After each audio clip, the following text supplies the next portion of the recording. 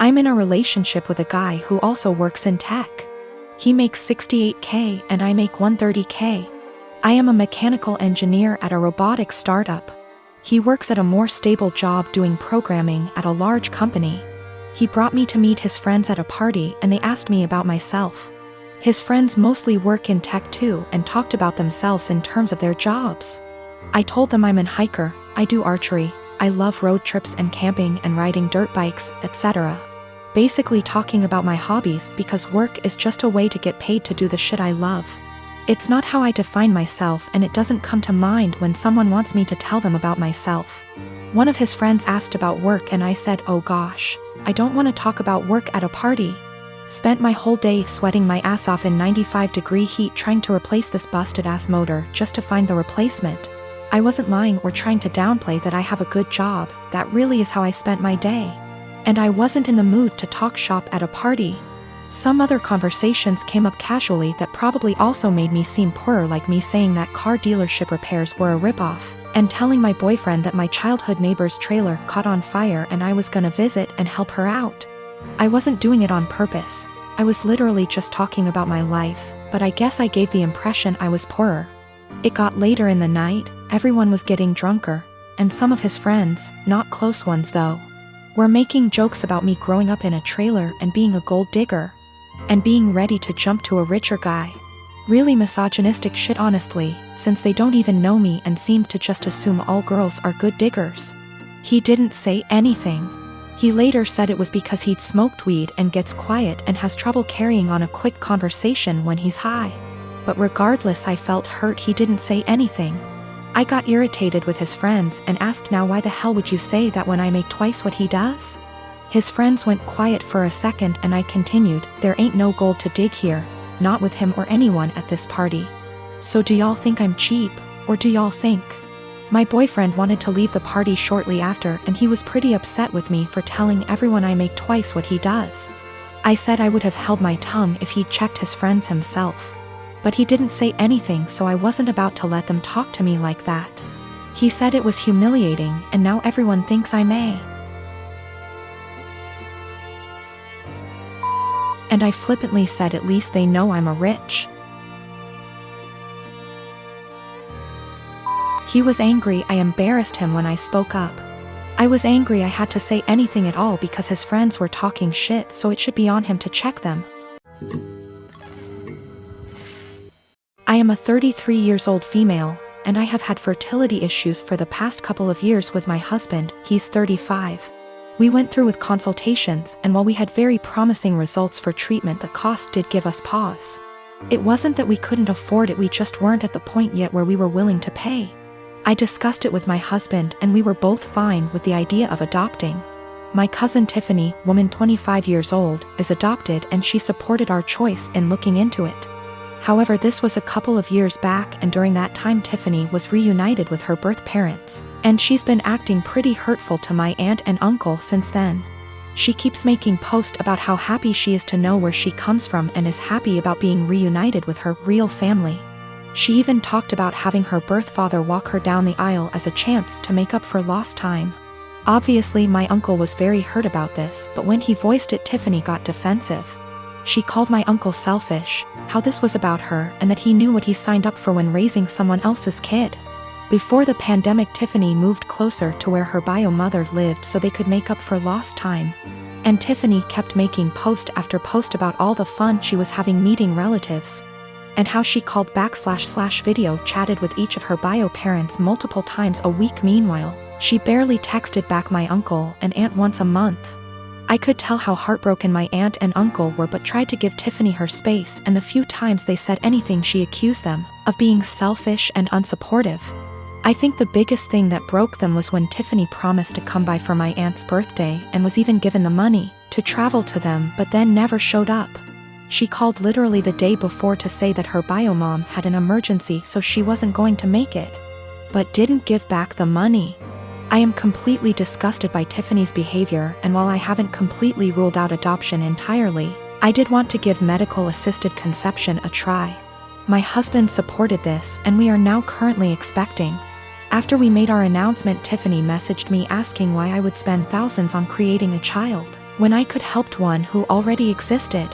I tried to play it off, but Tiffany kept pressing and calling me a bad person when there are so many children who desperately need a home, and overpopulation.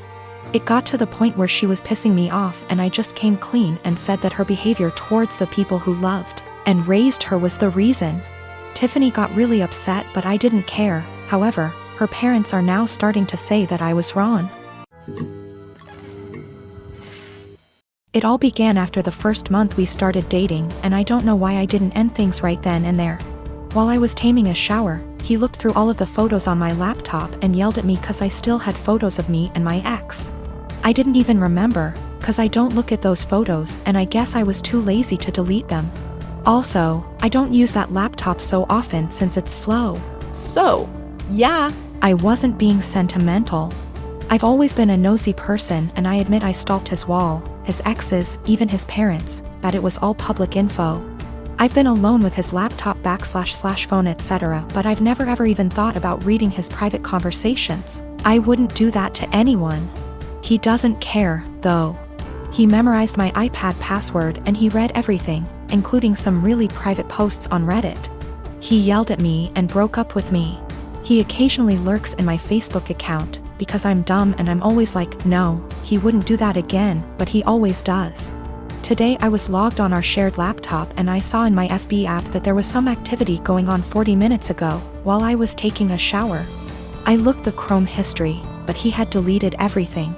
I lost it and I started crying, and he had the audacity to blame me for his trust issues and said that there is something I'm hiding, since I'm reacting this way.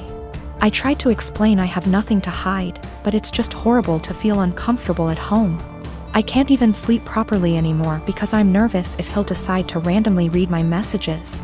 He scrolled maybe months of my FB searches, which is really embarrassing, and yelled at me again. He said I must be hiding something since I'm so upset. I don't hide anything, and I never gave him a reason not to trust me. Once he dumped me and I grabbed a beer with an old friend and he found out. Blamed me for cheating on him and even complained to my mother. I go to therapy every week, not only because of him, I have other issues. There was this group session and I met a boy who has similar problems to mine, and I felt that finally I'd have someone outside therapy to talk to. He's not my type and I didn't like him in a romantic way. I just felt we could be friends, but my boyfriend found out we've talked once, because he was snooping again OFC. And again yelled at me. He said I was a cheater and that's why he had trust issues. I've always been faithful and I didn't deserve this. I changed all my passwords, but I'm tired of feeling uncomfortable in my own home. He went out and told me I deserve this, and he's right to invade my privacy, and I have no right to be mad. I don't know what to do anymore. I finally picked up some courage and ended this pathetic excuse of a relationship. 2 days ago he came with his mother, OMG, to collect his stuff and also took the laptop he gave me as present. Which was pathetic. I am 20 female, have recently moved out of my mother's house for college. I enrolled in scholarship. The other night, my mother wanted her, my younger brother, and I to have dinner together. It's been a while since we've spoken, and I'm afraid this might happen again. We were having a nice night, the dinner was delicious, and honestly, we were all having a good time. Eventually, we got onto the topic of how things were when I was younger. I made the comment on how her behavior when I was younger made me feel like I missed out on a lot of things as a child. She disagrees, and tells me that I'm being dramatic, and that my childhood was perfect. Quote, I was lucky to have a mom who cared as much as she did. My mother gave birth to me when she was 18. My father walked out when I was young, due to a personal conflict between the two. So, she raised me on her own until I was 7. She met a guy, and they ended up having a kid together, my younger brother. He was a golden child to my mom. His father was only a temporary item, as he left as well, soon after. Although the father of my brother was still visible in his life, I didn't have anyone to look up to as a father figure. Eventually, my mom went through a phase of depression after they separated. She started to care less and less about her children, and more about her parties and men she wanted to sleep with.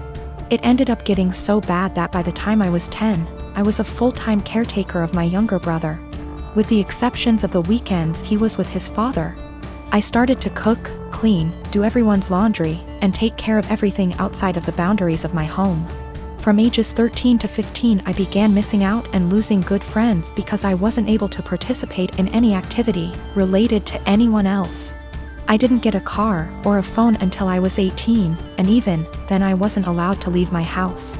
I graduated senior year with flying colors and ended up getting a scholarship to a really good college.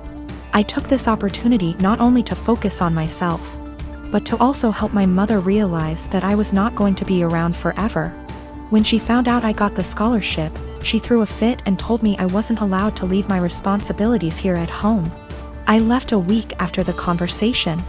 I did make sure that my younger brother was safe with his second guardian at the time. My mother and I talked on some occasions but never really kept contact. We got together, and you know the story. She told me I am an asshole for saying that she never really took care of me or my younger brother. I told her that eventually, she will need to get help and stop victimizing herself. But I'm starting to feel guilty, and that maybe I was dramatic after all. I've officially decided that I no longer need my mother in my life at this point in time. I'm now going to only focus on myself and working towards a successful career in law. Of course, my mom won't take it well, but it won't really matter to her in the long run. Her children never really mattered to her. I'm going to stay in contact with my younger brother, though. I'm going to make sure that he doesn't possibly go through the same amount of trauma I did.